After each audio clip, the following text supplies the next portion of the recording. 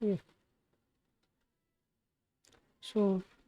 नहीं, आज हम लोग करेंगे क्लास 12 का एमसीक्यू, हिस्ट्री का चैप्टर 2। इसका नाम है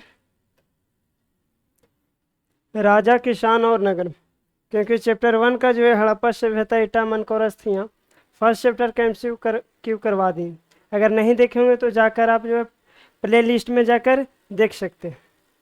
देखिएगा, इसका चैप्टर आपका सेकेंड है एमसीक्यू क्लास 12 का।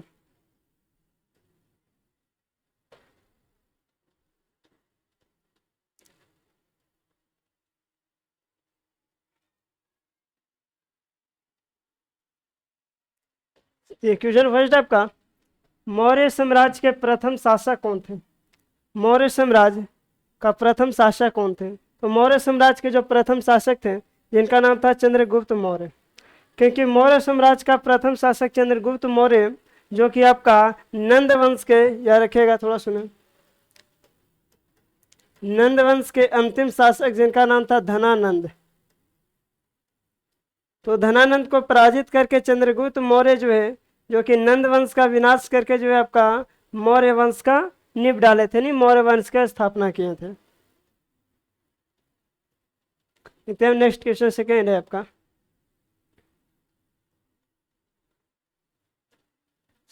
मेगास्थनीज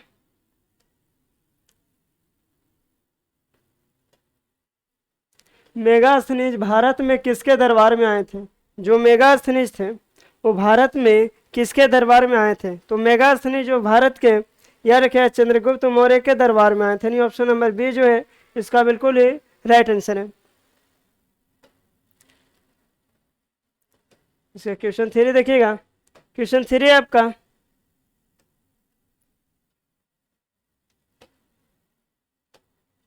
कि जीवक वैद्य किसके दरबार में थे? जो जीवक वैद्य थे वो किनके दरबार में थे? तो वह जो थे, याद रखिएगा, वो आपके थे बिंबिसार के दरबार में। ऑप्शन नंबर डी इसका बिल्कुल राइट आंसर है। बिंबिसार जो कि याद रखिएगा सबसे प्रथम जो थे मगध साम्राज्य, जो नाम सुने होंगे मगध के बारे में, जो कि आपका बिहार का पुराना नाम है मगध। तो इसी मगध साम्राज्य का जो बोले तो निब, जो पहला जो वंश जो डाले थे, हर्यक वंश डाले थे, हर्यक वंश। हर्यक वंश का प्रथम शासक जिनका नाम था बिंबिसार। बिंबिसार जो कि हर्यक वंश का प्रथम शासक भी रह चुके थे, और यही है जो कि मगध साम्राज्य का स्थापना भी किए थे। जैसे मगध साम्राज्य का स्थापना बोला जाए बौद्ध धर्म के पहले जो किए थे, जिनका नाम था जरासंध, नाम सुने होंगे, ठीक है, वो जो कृष्ण का समय के जरासंध थे। लेकिन अगर बौद्ध धर्म के बाद, अगर बाद की बात की जाए तो जो मगध का जो पहला वंश का नाम था हर्यक वंश, जो कि आपका बिंबिसार के द्वारा स्थापना किया गया था। बिंबिसार का समय में ही है जो कि जीवक नाम का एक वैद्य थे जो कि उनके दरबार में आए थे।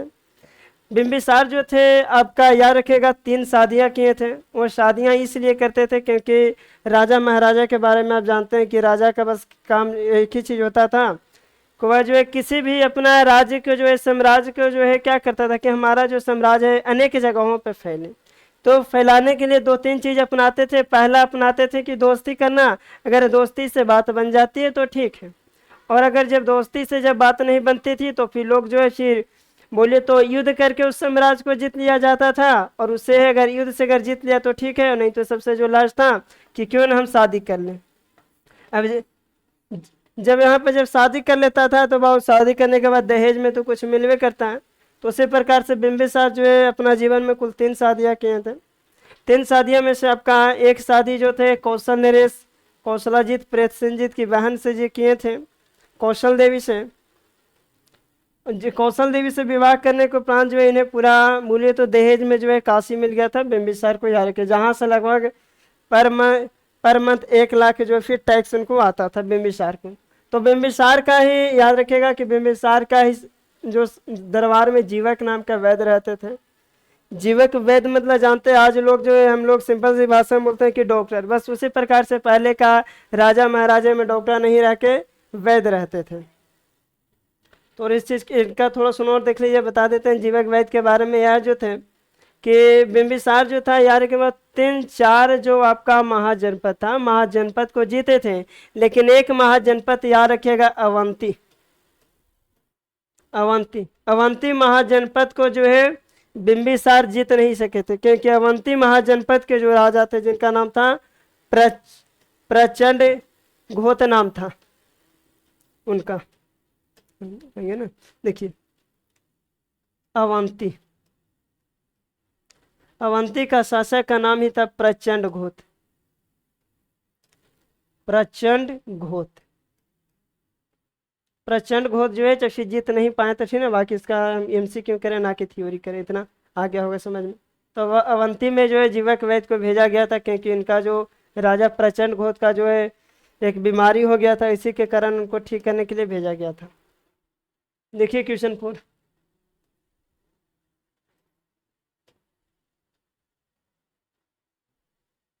क्वेश्चन 4 है आपका सर कि भारत का नेपोलियन किस शासक को कहा जाता है?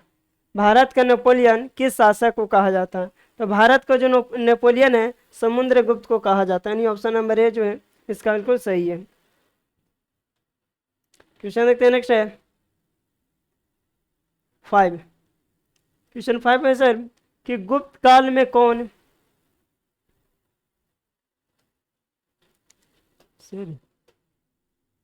देखिए गुप्त काल में कौन चीनी यात्री भारत आया था?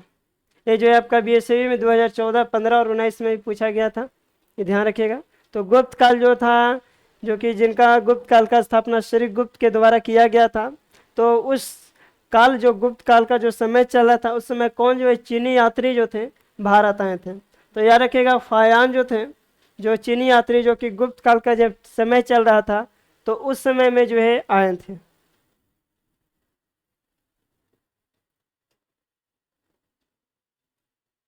देखिए नेक्स्ट क्वेश्चन,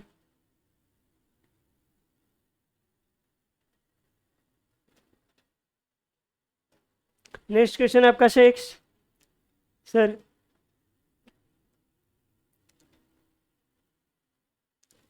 प्रयाग प्रस्ती का संबंध किस गुप्त शासक थे? प्रयाग प्रस्ती का जो संबंध था किस गुप्त शासक से था? तो वह जो था स्कंद गुप्त से, याद रखिएगा, क्योंकि चंद्रगुप्त प्रथम भी थे लेकिन उनसे उनका जो संबंध उतना नहीं था। मेन जो संबंध था इनका समुद्रगुप्त से संबंध था, ध्यान रखिएगा, यानी ऑप्शन नंबर बी जो है इसका बिल्कुल सही है। नेक्स्ट देखते हैं क्वेश्चन इसका 7, आपका है कि तक्षशिला विश्वविद्यालय कहाँ स्थित है? तक्षशिला विश्वविद्यालय कहाँ स्थित है? आपका बीएसवी जो है 2015 में पूछा गया था, प्रीवियस क्वेश्चन भी है इसमें। तक्षशिला विश्वविद्यालय जो है आपका कहाँ स्थित है? तो वर्तमान में तक्षशिला के जिक्र किया है तो ये आपका पाकिस्तान में, याद रखिए ऑप्शन ये जो इसका बिल्कुल राइट आंसर है तक्षशिला विश्वविद्यालय। क्योंकि प्राचीन भारत में पाकिस्तान जो था ये आपका भारत में ही आ जाता था, क्योंकि इसका बोले तो 1947 के बाद ये अपना एक अलग चक्षु देश का निर्माण हुआ था, लेकिन उस समय की जिक्र की जाए तो तक्षशिला जो है आपका पाकिस्तान में था, याद रखिएगा। क्वेश्चन 8 है आपका सर कि नवरत्न किस शासक के दरबार में रहते थे? नवरत्न जो है 2 प्रकार के थे, एक नवरत्न प्राचीन काल का दूसरा था, और एक जो था मध्यकाल का दूसरा था। लेकिन यहाँ पे पूछा है नवरत्न किस शासक के दरबार में रहते थे, तो ऑप्शन जो वहाँ पे बोर्ड पे देख लीजिएगा, अशोक, चंद्रगुप्त और कनिष्क। ये सब जितना जो है थ्योरी में पढ़े होंगे कि जितना जो शासक है आपका सब के सब शासक प्राचीन काल का है, ये ना कि मध्यकाल का है। तो यार कि नवरत्न जो थे चंद्रगुप्त प्रथम, यहाँ पे चंद्रगुप्त मौर्य के शासनकाल में थे, यहाँ पे प्रथम नहीं होगा मौर्य, याद रखिएगा। चंद्रगुप्त मौर्य के शासनकाल में जो थे नवरत्न रहा करते थे प्राचीन भारत में। और अगर मध्यकालीन भारत की बात की जाए, मध्यकालीन भारत में, तो मध्यकालीन भारत में जो नवरत्न रहा करते थे अकबर के दरबार में, अकबर के दरबार में जो नवरत्न रहा करते थे, नवरत्न का अलग अलग काम होता था। अकबर का नवरत्न में एक जो बीरबल जिनका महेश दास नाम था वो भी रहते थे। तो याद रखिएगा प्राचीन इतिहास में पूछेगा कि नवरत्न किस शासक के दरबार में रहते थे, तो चंद्रगुप्त मौर्य के। और मध्यकालीन में अगर पूछेगा तो याद रखिएगा अकबर के शासनकाल में नवरत्न रहा करते थे। तो देखते हैं नेक्स्ट क्वेश्चन आपका 9 है पाटलिपुत्र नगर की स्थापना किस नदी के संगम पर है सर? पाटलिपुत्रा जो नगर है, जैसे पाटलिपुत्रा नगर की स्थापना जो है याद रखिएगा, इसका स्थापना उदाइन के द्वारा किया गया था। उदाइन जो कि हर्यक वंश से बिलोंग करता था, तो उदाइन के द्वारा ही पाटलिपुत्रा नगर की स्थापना किया गया था। तो ये जो पाटलिपुत्रा जो है किस नदी के संगम पर है? तो सर इसका ऑप्शन नंबर 1 होना चाहिए, डी का, ए एंड बी, यानी गंगा और सोन नदी के संगम पर जो है आपका पाटलिपुत्रा नगर स्थित है, ध्यान रखिएगा। अब आप लोग कमेंट में बताइएगा इसका कि पाटलिपुत्रा जो है किस वंश के राजा जो है जो कि पाटलिपुत्रा नगर को अपना राजधानी बनाया था। देखते हैं, नेक्स्ट क्वेश्चन है 10 है आपका, किस शिलालेख, याद रखिएगा, किस शिलालेख से कलिंग विजय का पता चलता है? किस शिलालेख से कलिंग विजय का पता चलता है? तो शिलालेख से जो है आपका याद रखिएगा 13वां शिलालेख से कलिंग विजय का पता चलता है, क्योंकि जो है आपका अशोक जो है जो शिलालेख लिखवाया था, 13 शिलालेख लिखवाया था, जिसमें 13वां शिलालेख में कलिंग विजय के बारे में पता चलता है। कलिंग विजय सर इसी कलिंग जो कि आपका वर्तमान में अगर पूछ दिया जाए कि सर कलिंग कौन सा राज्य में है, तो ये आपका 2023 में पूछा था कि कलिंग किस राज्य में, तो कलिंग जो है आपका उड़ीसा राज्य में पड़ता है, ध्यान रखिएगा। तो कलिंग का जो पता चलता है 13वां शिलालेख से, और जो कलिंग जो है ये आपका युद्ध हुआ था, इसी युद्ध के कारण जो है अशोक जो है अपना धर्म में जो है चेंज कर लिया था, यानी कि बौद्ध धर्म में अपना लिया था। नेक्स्ट देखते हैं सर, 11 क्वेश्चन इसका,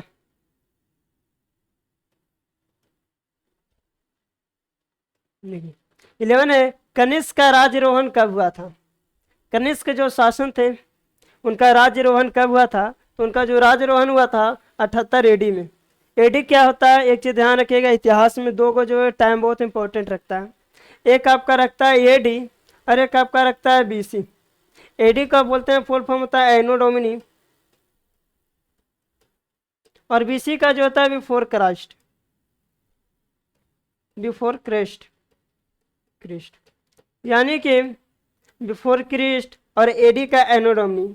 एडी का हिंदी जानेगा सर तो इसको होता है ईसवी, और बीसी का हिंदी होता है ईसा पूर्व। तो इतिहास में देखेंगे दो का समय जो बहुत ज़्यादा देता है, पहला समय आपका देता है एक ईसवी और एक देता है ईसा पूर्व।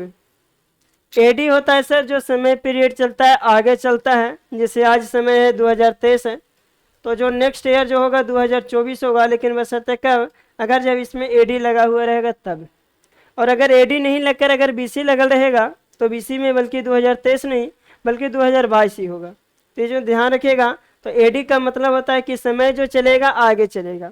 78 ईस्वी के बाद जो है जो नेक्स्ट ईयर जो होगा आपका 79 ईस्वी होगा, ये ध्यान रखिएगा। देखते हैं नेक्स्ट क्वेश्चन,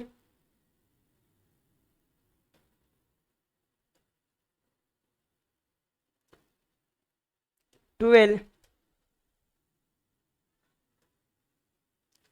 महाजनपदों की संख्या कितनी थी? महाजनपद जानते हैं कि जन से पहले बना था जन, जन के बाद बना जनपद, और जनपद से बना महाजनपद। तो जनपदों की संख्या कितनी थी? तो महाजनपदों की संख्या 16 थी, याद रखिएगा। 16 महाजनपद जो है, जिसमें पूछता है कि 16 महाजनपदों में सबसे शक्तिशाली महाजनपद कौन सा था? तो सबसे शक्तिशाली महाजनपद याद रखिएगा मगध। मगध महाजनपद जो है जो कि आपका सबसे शक्तिशाली महाजनपद था उस वक्त का, लगभग आपका 6ठी शताब्दी ईसा पूर्व यानी कि 6वीं BC में जो है मगध साम्राज्य जो था मगध महाजनपद, वह मगध महाजनपद सबसे शक्तिशाली था। शक्तिशाली होने का मेन वजह था कि यहाँ का जो शासक जो थे थोड़ा सुन अच्छे थे, एवं साथ ही साथ यहाँ जो था उपजाऊ मिट्टी था मगध, और साथ ही साथ इसका पहला जो राजधानी बनाया गया था मगध का राजगिरी, जिसे आज हम लोग राजगीर के नाम से जाना जाता है, ठीक ना। तो राजगिरी का मतलब ही होता है कि चारों ओर पहाड़ों से घिरा हुआ है, इसी के कारण जो है मगध शक्तिशाली हुआ था। नेक्स्ट देखते हैं 13,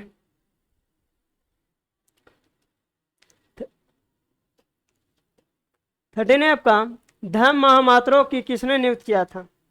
सर याद रखिएगा धर्म का जो शुरुआत जो किया था अशोक के द्वारा किया गया था, शुरुआत अशोक के द्वारा धर्म की किया गया था। तो यहाँ पूछ रहा है कि धर्म महामात्रों को किसने नियुक्त किया था, तो यह जो नियुक्त अशोक के द्वारा किया गया था एवं धर्म का जो प्रचार भी जो किया गया था अशोक के द्वारा ही प्रचार किया गया था।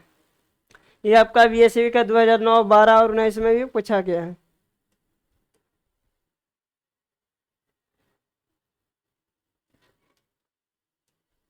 फोर्टीन देखिएगा, क्वेश्चन 14 है आपका, अशोक किस वंश का शासक था? अशोक किस वंश का शासक था? याद रखिए अशोक जो था मौर्य वंश का, यानी ऑप्शन नंबर बी इसका बिल्कुल राइट आंसर है, मौर्य वंश का शासक अशोक था। अशोक के बारे में और थोड़ा सा जानकारी बताते हैं सर थ्योरी में। अशोक जो है सर, अशोक के बारे में बोला जाता है, अशोक जो है जो कि अपने 99 भाइयों को कत्ल कर बना था, याद रखिएगा, अपना 99 भाइयों को मारकर जो है खुद वह गद्दी पर बैठा था, मौर्य साम्राज्य का गद्दी पर बैठा था। क्योंकि अशोक का जो पिता जिनका नाम था बिंदुसार, बिंदुसार, बहुत से इतिहासकारों के द्वारा यह भी लिखा जाता है, कुछ कुछ अब किताबों में पढ़िएगा तो बताया जाता है कि बिंदुसार जो है अपना जीवन में लगभग कुल 500 शादियां किए थे, नहीं बोले तो 500 विवाह किए थे, लेकिन ये मान्यता नहीं दी गई है। लगभग जो है बिंदुसार जो है, अगर इसका एनसीईआरटी की जिक्र की जाए तो बिंदुसार जो है आपका 17 को बस केवल ही विवाह किए थे, तो ध्यान रखिएगा। बाकी जो है जो लोग आपसे बोलते हैं कि बिंदुसार का 500 विवाह था, 500 शादी किया था, तो सब जो गलत बात है। तो बिंदुसार जो है लगभग जो है 17 शादी ही अपना पूरा जीवन में किया था। तो यह कि अशोक जो है आपका अपना 99 भाइयों को कत्ल करके मौर्य साम्राज्य का शासक बना था। मौर्य साम्राज्य के बारे में और थोड़ा सा बता देते हैं। मौर्य साम्राज्य के जो बताए थे, जो नींव एवं स्थापना बोला जाए तो चंद्रगुप्त मौर्य के द्वारा स्थापना किया गया था। चंद्रगुप्त मौर्य के द्वारा जो चंद्रगुप्त मौर्य के जो शिक्षा जो दिए थे, जिनका शिक्षा गुरु जो थे, नाम सुने होंगे चाणक्य के, चाणक्य का।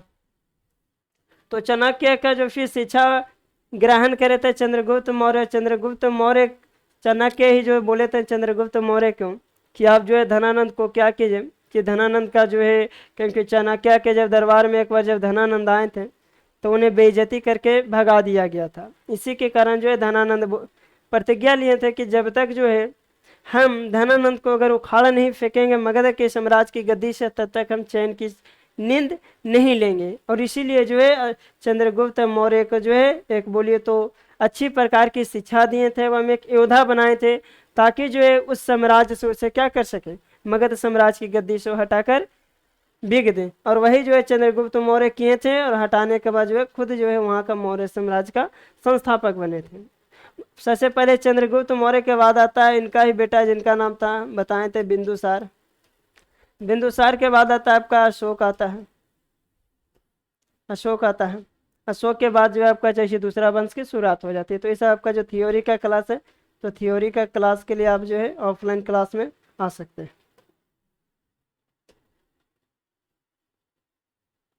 देखते हैं नेक्स्ट क्वेश्चन 15।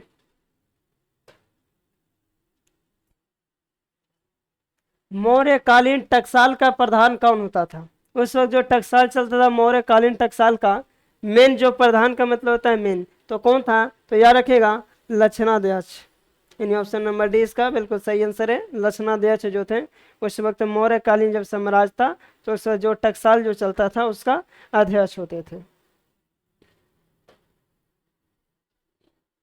नेक्स्ट क्वेश्चन है 15। ये आपका बाबू 10 में, 13 में, 15 में और 16 में पूछा गया था। जो 23 जो है इन साल भी पूछा गया था 2023 में, तो ध्यान रखिएगा। 16 देखते हैं सर। 16 आपका राजतरंगिणी के लेखक कौन थे? राजतरंगिणी जो कि एक आपका पुस्तक है, इसका लेखक कौन थे? 2010, 13, 15, 16 में सब पूछा गया है राजतरंगिणी। हो सके तो आपके भी पूछ सकता है। तो राजतरंगिणी के लेखक जो थे जिनका नाम था कल्हन। कल्हन के बाद पुस्तकों में जो है राजतरंगिणी के बारे में लिखा गया है। साथ ही साथ राजतरंगिणी जो है किताब का लेखक कल्हन है, और इसी राजतरंगिणी में आपका जम्मू कश्मीर के बारे में विवरण किया गया है। जम्मू कश्मीर के बारे में जो है विवरण किया गया है, कल्हन के सॉरी राजतरंगिणी के पुस्तक में किया गया है।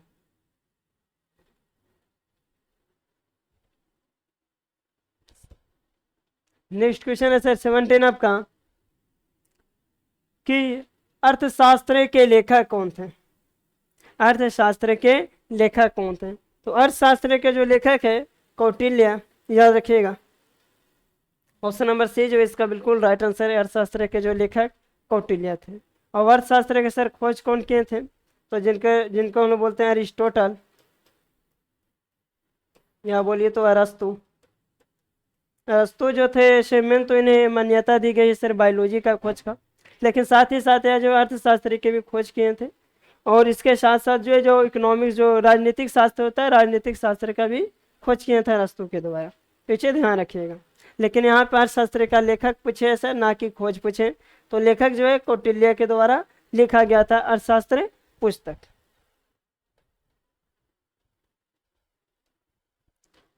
देखिए 8 से क्वेश्चन 18 है सर आपका, पुराणों की संख्या कितनी है?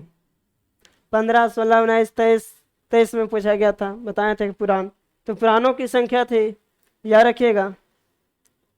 उससे पहले थोड़ा सा इसका थ्योरी देख लीजिए। देखिए पूछता है हर सर की वेद कितना होता था। वेद पहले होता है 4, वेद के बाद आता है वेदांग, वेदांग होता है 6, उसके बाद आपका आता है पुराण। तो पुराण जो होता है वेद 4, वेदांग 6, पुराण आपका 18 होता है। और उपनिषद एक आता है। उपनिषद आपका 2023 का क्वेश्चन में पूछा था उपनिषदों की संख्या कितनी है? तो उपनिषद जो है 108।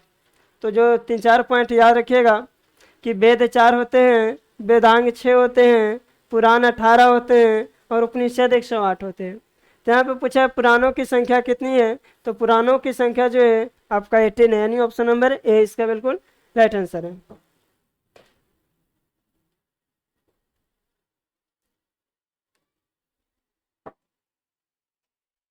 क्वेश्चन 19 देखते हैं। क्वेश्चन 19 है आपका, कलिंग युद्ध कब हुआ था? कलिंग सर वर्तमान में बताएं कि कलिंग जो है वर्तमान में आपका उड़ीसा है, तो यह कब हुआ था? तो कलिंग युद्ध जो हुआ था 261 बीसी में। बीसी बोलिए तो जो समय जो चलेगा, बल्कि आगे ना चलकर समय क्या होगा, पीछे रिकैप करेगा। इसे ध्यान रखिएगा। कलिंग युद्ध का जो थ्योरी में आपका बोर्ड वाला पूछता है कि कलिंग युद्ध के बाद अशोक पर क्या प्रभाव पड़ा था, तो कलिंग युद्ध के बाद अशोक का प्रभाव यही पड़ा था कि अशोक जो है अपना धर्म को क्या कर लिया था, बौद्ध धर्म में परिवर्तन कर लिया था। अशोक जो है, अशोक आपका याद रखिएगा, अशोक जो है अपना जब भाइयों को नहीं छोड़ा था तो फिर राजा को क्या छोड़ता। लेकिन कलिंग युद्ध के बाद बोलिए तो उसका हृदय जो है परिवर्तन हो गया था, और उसके बाद जो है कट्टर नीति का जो शासन होता है वह छोड़ दिया था और बौद्ध धर्म में चल गए थे। बौद्ध धर्म का वह जो इतना ज़्यादा प्रचार किए थे कि यहाँ पूछा जाता है कि बौद्ध धर्म का सबसे ज़्यादा प्रचार कौन से शासक के द्वारा किया गया था? तो आपका अशोक के द्वारा किया गया था। अपना बेटा महेंद्र और बेटी जो संघमित्रा का श्रीलंका में भेज दिए थे कि आप लोग जाइए श्रीलंका में जाकर क्या कीजिए कि बौद्ध धर्म का प्रचार कीजिए। यानी लगभग अशोक का समय में बौद्ध धर्म का अनेक जो देशों में जो है क्या हुआ था कि प्रचार हो गया था। लेकिन केवल एक जगह याद रखिएगा, ब्रिटेन।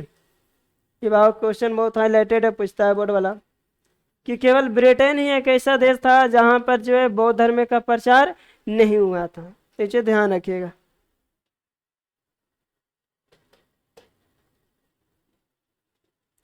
नेक्स्ट क्वेश्चन देते हैं 20। प्राचीन भारत में धम्म की शुरुआत किसने की थी? प्राचीन भारत में धम्म की शुरुआत किसने की? तो धम्म की शुरुआत अशोक के द्वारा किया गया था। इसे ध्यान रखिएगा, अशोक के द्वारा है जो कि धम्म की शुरुआत किया गया था। और एक चीज यहाँ से और ध्यान रखिएगा अशोक से ही सर, कि अशोक ने जो है पहली बार अभिलेख लिखवाना भी शुरू किया था। अभिलेख, इसे ध्यान रखिएगा। थोड़ा सा हम बता देते हैं कि अभिलेख क्या होता है। देखते हैं, पीपीटी है।